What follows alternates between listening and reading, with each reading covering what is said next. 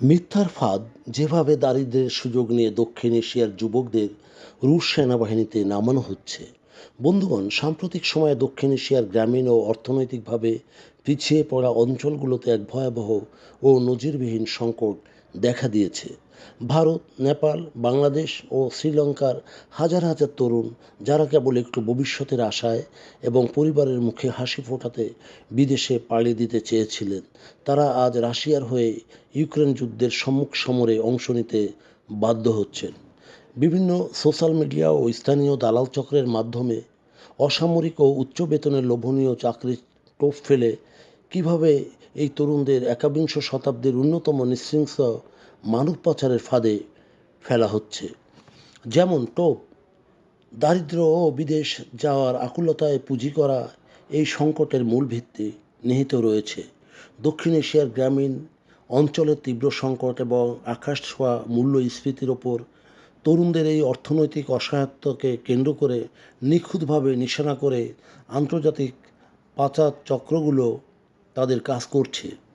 দালালরা সামাজিক যোগাযোগের মাধ্যমে এবং গ্রামীণ নেটওয়ার্কের মাধ্যমে এমনভাবে প্রচার করে যাতে পুরো প্রক্রিয়াটি একটি বৈধ প্রক্রিয়া বলে মনে হয়। নিরাপদ কাজের আশ্বাস, দালালরা রাশিয়াতে ডেলিভারি বয় বা নিরাপত্তা প্রহরী, গুদামঘরের সহকারী, ওয়্যার হাউস হেল্পার কিংবা হোটেল বয় হিসাবে কাজ দেওয়ার নাম করে লোক সংগ্রহ করে থাকে। সহজ নাগরিকত্বের লোভ, অনেক ক্ষেত্রে বলা হয় এটি রুশ সরকারের একটি বিশেষ প্রজেক্ট, যেখানে কাজ করলে খুব দ্রুত রাশিয়ার স্থায়ী নাগরিকত্ব বা পাসপোর্ট পাওয়া যাবে। সর্বশান্ত হওয়ায় পরিবার এই চাকরিতে আজীবনের দারিদ্র্য মুক্তি এবং বেকারত্ব থেকে রেহাই পাবার সহজ উপায় মনে করে এবং ভিটেমাটি জমি বিক্রি করে কিংবা বিভিন্ন এনজিও থেকে চড়া সুদে ঋণ নিয়ে দালালদের হাতে হাজার হাজার ডলার, অর্থাৎ 3 থেকে 7 লক্ষ, কোনো কোনো ক্ষেত্রে 10 থেকে 15 লক্ষ টাকাও তুলে দেয়। ফাঁদ, ট্যুরিস্ট ভিসা থেকে যুদ্ধের পরীক্ষায় অর্থাৎ বাংকারে। আসল প্রতারণা শুরু হয় যখন এই যুবকেরা ভিজিট বা স্টুডেন্ট বা বিজনেস ভিসা নিতে মস্কো বিমানবন্দরে পা রাখেন। সেখানে পৌঁছানোর পরই স্থানীয় রুশ এজেন্টরা অফিসিয়াল কাগজের কথা বলে এবং নানান কাজের বাহানা করে তাদের পাসপোর্ট ও মোবাইল ফোন কেড়ে নেয়। এরপরই শুরু হয় সম্পূর্ণ এক অবরুদ্ধ জীবন, যেখানে অবরুদ্ধ অবস্থায় একটি সাজানো আইনি ও মানসিক ফাঁদে ফেলার প্রক্রিয়া শুরু হয়।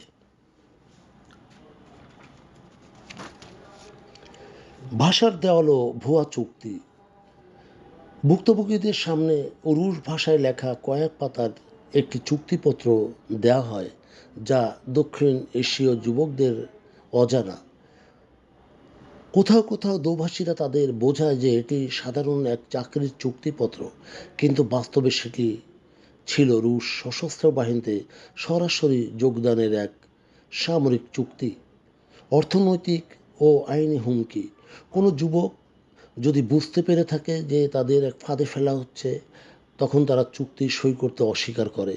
তবে তাকে বলা হয়, এক্ষুনি যাতায়াত খরচ বাবদ যে লাখ টাকা ব্যয় হয়েছে সেটি ফেরত দাও, আর না হয় ভিসা লঙ্ঘনের দায়ে রাশিয়ার শীত অঞ্চল বা বরফ আবৃত এলাকা সাইবেরিয়ার জেলে 20 বছরের জন্য পৌঁছতে হবে।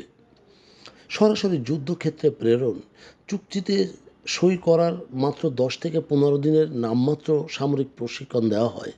এরপর বেসামরিক পোশাক কেড়ে নিয়ে হাতে একটি AK-47 রাইফেল তুলে দিয়ে তাদের পাঠিয়ে দেওয়া হয় ইউক্রেনের যুদ্ধবহুল দোনেৎস্ক এবং লুহানেৎস্কের মতো বিপজ্জনক যুদ্ধক্ষেত্রে। যুদ্ধক্ষেত্রের নির্মম বাস্তব চিত্র, যুদ্ধের ময়দানে নামানোর পরই এই দক্ষিণ এশীয় যুবকদের মূলত ক্যানন ফিডার বা কামানের খাদ্য হিসাবে ব্যবহার করা হয়।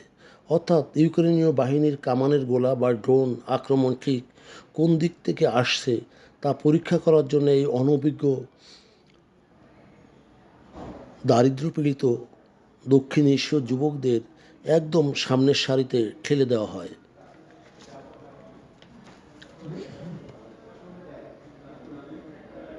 মাইনাস তাপমাত্রার এই শীতের অঞ্চলগুলিতে, বিশেষ করে সেখানে শীতের বস্ত্রের অভাবে রাখা হয় এই সমস্ত যুবকদের।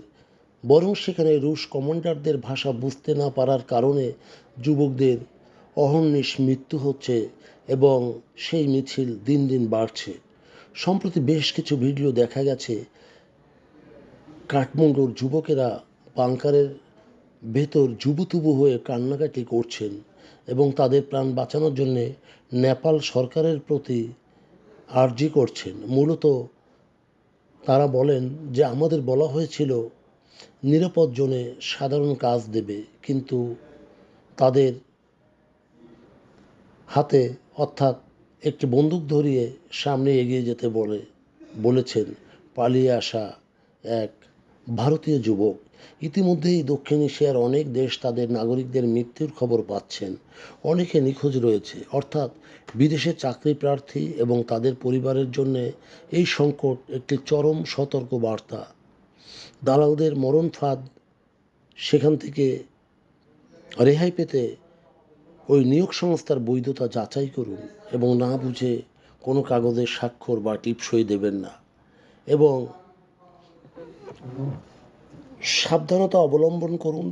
কোনো সন্দেহজনক কাগজপত্র দেখলে বা সেই লোক সম্পর্কে ধারণা পেলে আইনশৃঙ্খলা বাহিনীকে অবগত করুন। পাসপোর্ট বা ভিসা তার প্রতিলিপি নিজের বাড়িতে এক কপি রাখুন। বন্ধুগণ, বর্তমানে দক্ষিণ এশিয়ার দেশগুলো এই সকল পাচারকারীদের বিরুদ্ধে গ্রেপ্তারি পরোয়ানা জারি করেছে, আর তাদের আবেগপূর্ণ কথায় আপনি নিজেও মুগ্ধ হবেন না। সরাসরি ওই দেশের দূতাবাস অথবা নিজ দেশের আইনি সংস্থার কাছে সাহায্য নিন এবং নিজেকে এবং পরিবারের সদস্যদের, বিশেষ করে তরুণদের সেভ করুন। বন্ধুগণ, যদি আমাদের এই তথ্য গল্প আপনার ভালো লাগে তাহলে লাইক এবং শেয়ার দিন এবং আজ আমাদের সঙ্গে থাকার জন্যে ধন্যবাদ। আমাদের ফলো দিন এবং সাবস্ক্রাইব করুন।